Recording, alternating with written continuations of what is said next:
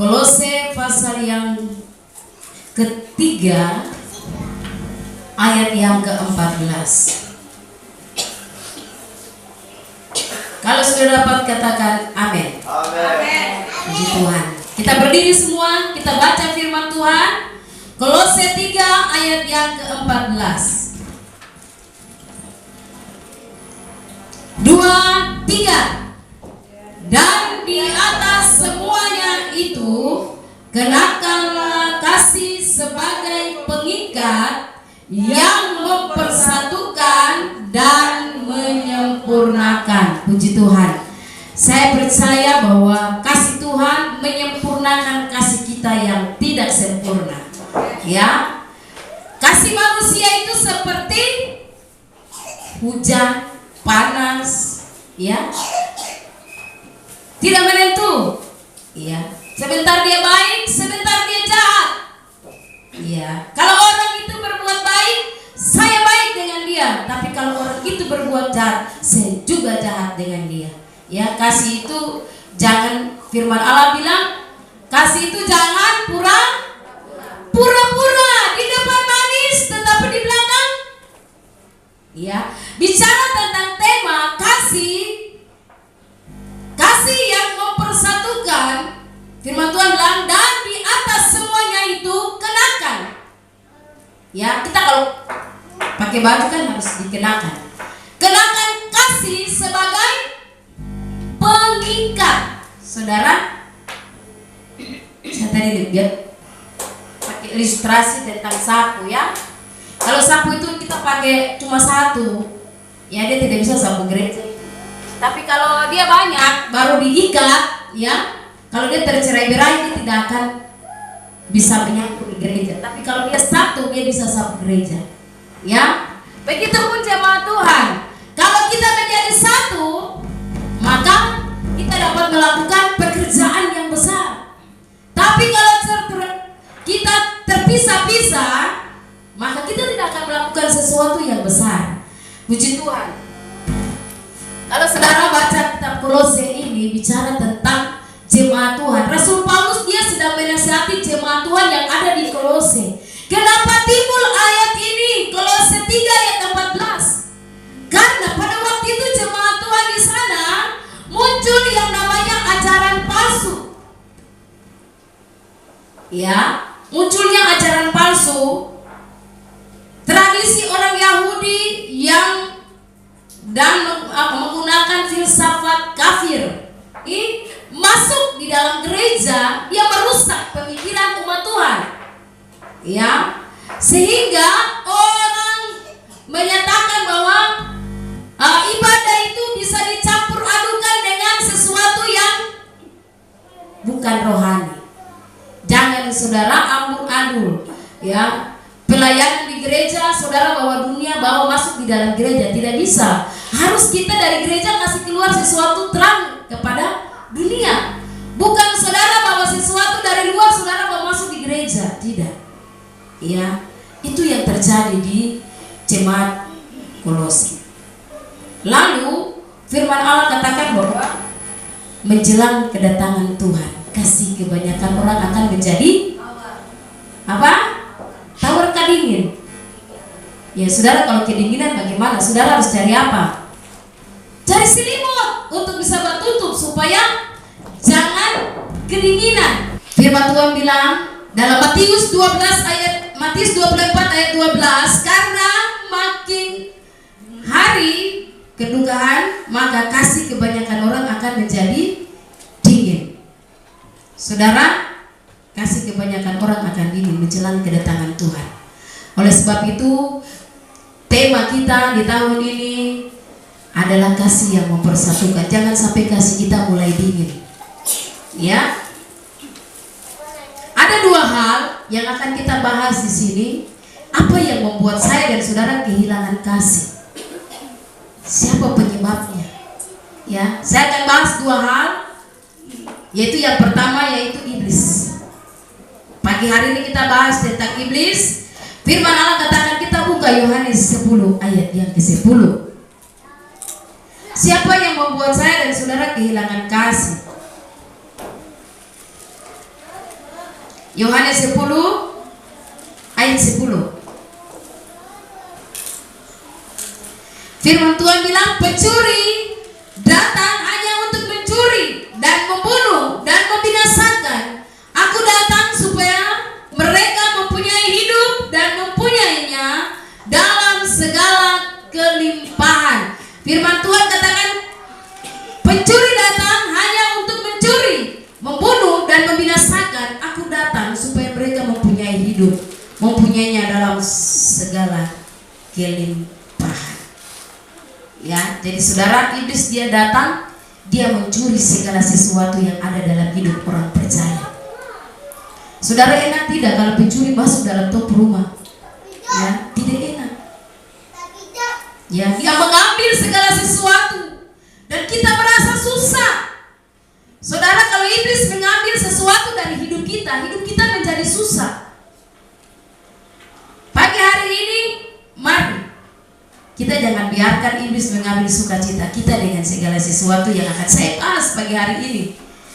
Ya, iblis dia datang mencuri, saudara perhatikan, mencuri, membunuh, membinasakan. Wah, 3 hal ini saudara perhatikan baik-baik. 3 hal ini sangat berat, saudara. Pekerjaannya luar biasa iblis hari-hari ini. Dia membunuh, mencuri, membunuh dan membinasakan. Saudara, dia tahu bahwa waktunya sudah dekat, sehingga dia menggunakan berbagai macam cara untuk menjatuhkan setiap orang percaya. Oleh sebab itu, saudara, saya catat di sini, di bulan Natal itu orang bilang bulan sukacita, ya, bulan apa, orang menikmati berkat Tuhan. Benar, tapi ada juga, ya, di bulan Natal ini banyak orang kena penyakit hati. Saudara tahu penyakit hati? Di bulan Natal ini banyak orang terkena penyakit hati. Kenapa? Ya, karena Alkitab sudah mencatat bahwa di dalam Alkitab mencatat bahwa Herodes ketika dia mendengar bahwa akan lahir seorang raja, ya, timbul iri hati di dalam hatinya. Dia bilang, wah, tidak bisa ini, ada persaingan, ada seorang raja yang akan lahir. Wah, saingan berat ini. Dia panggil seluruh pengawal-pengawalnya, bunuh setiap anak di bawah 2 tahun. Saudara bayangkan, di bulan Natal akan ada masuk roh Herodes.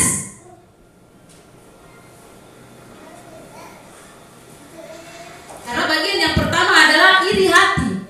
Saudara, ketika kita masuk dalam iri hati, Mazmur bilang, Mazmur 37 ayat yang pertama, itu saudara baca firman Tuhan pagi hari ini, Mazmur 37.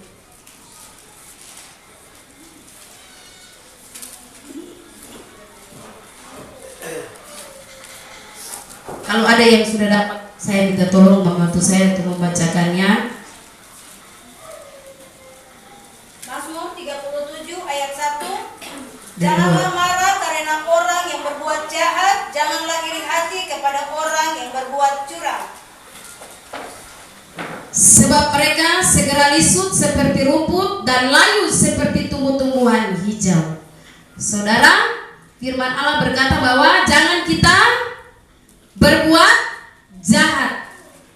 Ya, saudara bilang saya tidak berbuat jahat, tapi kalau saudara iri hati sama orang, biasanya tuh yang pertama tuh iri hati dulu. Dia lihat orang punya kulkas, apalagi bulan Natal begini banyak penyakit hati.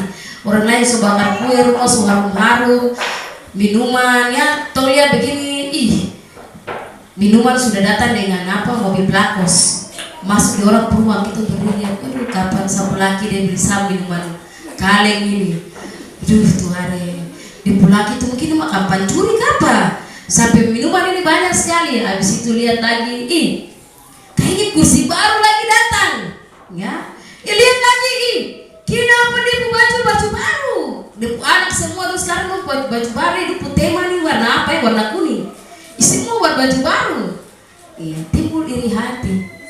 Kenapa saya tidak? Ya, timbul iri hati. Lalu ada lagi apa? Timbul iri hati karena melihat kelebihan orang lain. Ya, saya tidak bisa, tapi orang itu bisa. Ya, timbul iri hati. Saudara, jangan melihat kelebihan orang lain menjadi membuat saudara jadi gelisah dan membuat saudara jadi iri hati dan melihat orang lain punya talenta, punya bakat. Ya, saudara bersyukur apa yang Tuhan berikan buat saudara, saudara kembangkan. Kenapa harus saudara iri hati terhadap orang punya talenta, orang punya sesuatu yang Tuhan taruh dalam hidupnya? Seharusnya saudara belajar. Kalau orang lain bisa, kenapa saya tidak bisa? Saya juga harus belajar. Kenapa dia memimpin pujian begitu hebat? Saya juga harus belajar dong. Pagi hari ini saya dan saudara, firman Allah bilang tubuh kita ini adalah bait Allah. Di dalam hati ini tempat Roh Kudus tinggal. Lalu kalau engkau kotori aku ini bait Allah dengan sesuatu yang tidak berkenan, apalagi orang bilang bulan Desember adalah bulan orang Kristen mabuk-mabuk tinggal di got. Dia mabuk sampai tidak tahu diri. Ya, sampai tiba-tiba orang bawa ke rumah sakit baru sadar, oh iya Tuhan selamatkan saya. Kalau saya sembuh saya pasti masuk gereja. Napas satu-satu. Kalau dokter suka kasih napas buatan lagi, baru dia bilang ayo sudah sama masuk gereja. Saya bertobat, saya akan beri diri dibaptis. Saudara, bertobat itu sungguh-sungguh. Ya, surga itu bukan mainan. Ya, sebentar saudara beli, saudara kasih rusak, saudara buang. Tidak. Surga itu kekal. Karena firman Allah berkata ada surga, ada neraka. Neraka itu kekal, surga itu kekal. Ini bait Allah, saudara. Jangan kita rusak. Ya, jangan saudara rusak dengan minuman, jangan saudara rusak dengan rokok. Ya. Sedangkan orang bilang tulis di rokok saja itu apa? Rokok itu bisa mengakibatkan kanker, paru-paru rusak. Tapi orang bilang tidak. 1 tahun 1 kali jadi pusing sedikit. Ya. Ada? Karena saudara stres, saudara minum. Jangan saudara. Yang ketiga, dendam. Roma 12 ayat 17 bilang jangan kita berbuat jahat. Kita buka kebenaran firman Tuhan supaya saudara mengerti. Roma 12 ayat 17. Jangan membalas kejahatan dengan kejahatan, lakukan apa yang baik bagi semua orang sedapat-dapatnya. Kalau hal itu bergantung padamu, hiduplah dalam perdamaian dengan semua orang. Ya, jangan saudara, firman Allah berkata jangan membalas kejahatan dengan kejahatan. Ya, jangan saudara. Ketika orang berbuat jahat dengan kita balas dengan kebaikan, bukan kejahatan. Firman Tuhan bilang hiduplah dalam damai dengan semua orang. Firman Tuhan juga berkata bahwa orang yang membawa damai disebut apa? Anak-anak Allah. Ya, kalau orang yang tidak suka bawa damai berarti anak iblis. Yang suka mencari orang untuk menyerang orang lain. Adakah tidak? Ada orang kalau benci dengan kita atau dia marah dengan kita, dia kumpul itu orang-orang, ya, yang bersepakat, ya, dia kumpul berapa orang untuk bicara. Kan tahu dia begini. Akhirnya yang tadinya yang benci 1 orang, dia kumpul 10 orang, ya, benci yang 1 ini. Ya, kadang-kadang kita seperti itu, kita di pihak seperti itu. Kalau ada yang tidak senang dengan kita, dia kumpul 15 orang, baru dia cerita, kamu tahu tidak, dia punya kekurangan ini. Dia suka bikin ini. Akhirnya yang 15 orang ini benci satu ini. Kesian kan? Saudara, seperti iblis. Kalau orang yang seperti itu, dia seperti iblis. Karena dia mencari kawan, toh. Oleh sebab itu orang yang seperti ini bertobat. Ya, mencari kawan untuk menyimpan dendam, menyimpan amarah. Itu orang yang kalau sudah dikategori dendam, modelnya seperti itu. Kumpul orang lain, benci orang. Kadang ada yang munafik, dia seperti apa? Bilang apa? Firman Tuhan bilang orang Farisi yang kelihatannya waduh, apa, kuburan, kota kuburan kelihatannya indah. Saudara bikin kuburan indah-indah, tapi di dalam tulang belulang, busuk. Firman Allah bilang kelihatan menyukai, dia suka pun itu karena terpaksa. Ya, kadang orang menyukai kita karena terpaksa. Itu yang firman Allah bilang, kasih itu pura-pura. Di depan kita dia manis karena ada maunya. Firman Allah berkata bahwa Efesus 4 ayat yang ke-31-32, segala kepahitan, kegeraman, kemarahan, pertikaian, fitnah hendaklah dibuang dari antara kamu, demikian pula segala kejahatan. Tetapi hendaklah kamu ramah seorang terhadap yang lain, penuh kasih mesra dan saling mengampuni, sebagaimana Allah di dalam Kristus telah mengampuni kamu. Ya, hilangkan perasaan sakit hati, dendam, marah. Janganlah kita berteriak-teriak dan maki-maki. Jangan lagi perasaan benci atau perasaan yang lain semacam itu. Jangan, saudara. Di bulan Natal ini Yesus lahir di hati kita. Ada sebuah lagu bilang apa? Sebab Natal tak akan berarti tanpa kasih-Mu. Lahir di hatiku hanya bersamamu. Jangan kita ngikut Natal baru tuh satu deretan ini. Ikut Natal satu deretan, ya. Tapi tidak bisa saling memandang. Bahwa parah sekali, saudara. Kalau saudara ikut Natal, baru saudara di samping saudara punya musuh, ya. Yang lebih parah lagi di dalam ibadah, kalau saudara simpan dendam, saudara hilang dari ibadah.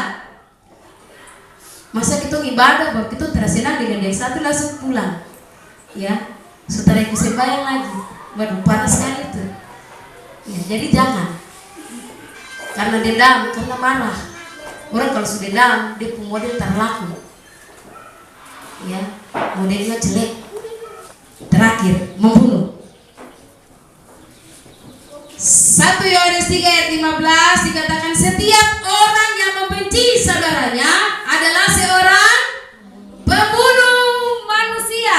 Iya, saudara, firman Allah bilang, setiap orang yang membenci saudaranya adalah seorang pembunuh manusia. Dan kamu tahu bahwa tidak seorang pembunuh yang tetap memiliki hidup yang kekal di dalam dirinya. Demikianlah kita ketahui kasih Kristus, yaitu bahwa Ia telah menyerahkan nyawanya. Saudara, kita bilang saya itu cuma benci dia, cuma karena dia kelakuan begini saya tidak senang dia. Saudara jangan pikir biasa-biasa. Firman Allah bilang kita mengiri, marah, habis itu dendam, terakhir firman Allah bilang pembunuh tidak dapat bagian dalam kerajaan surga. Tetapi saudara, iblis tadi dia datang membunuh, membinasakan. Tetapi Kristus dia datang. Bagian yang kedua adalah kasih yang mempersatukan kita. Yohanes 3 ayat 16. Lagu awal yang dinyanyikan oleh Ibu Marisa tadi, betapa besar kasih Allah akan ini, sehingga dia mengaruniakan anaknya yang tunggal, supaya setiap orang yang percaya kepadanya tidak binasa. Ya, kalau iblis dia datang, dia membunuh, membinasakan, mencuri, tetapi Yesus dia datang untuk saya dan saudara memperoleh hidup yang kekal. Oleh sebab itu kasih Kristus, firman Tuhan bilang di atas semuanya itu kenakanlah kasih, ya, sebagai pengikat, ya, sebagai pengikat. Ketika kasih itu mengikat kita, Ya, segala amarah, benci, dendam itu dilepaskan di dalam nama Yesus. Karena firman Allah berkata bahwa di dalam nama Yesus kutuk dilepaskan. Ya, segala ikatan, saudara. Saudara bilang, saya tidak diikat kok. Tapi kadang banyak sekali orang-orang sekarang di bulan Natal ini terikat. Ya, terikat dengan apa? Penyakit hati. Saya dan saudara pagi hari ini kita mau dilepaskan dari penyakit hati. Ya, karena apa? Kasih Kristus mempersatukan kita. Kasih Kristus mengikat kita. Merasakan anugerahnya, serahkan diri bagi-bagi. Jangan hianati kasih Tuhan. Kau pernah mengecap kasih, kau pernah lolos dari maut kematian. Haleluya. Tetap setia dengan Tuhan. Hati kesehatan hamba-Mu, karena banyaknya tugas dan tanggung jawab, entah di kantor dan bahkan di pelayanan.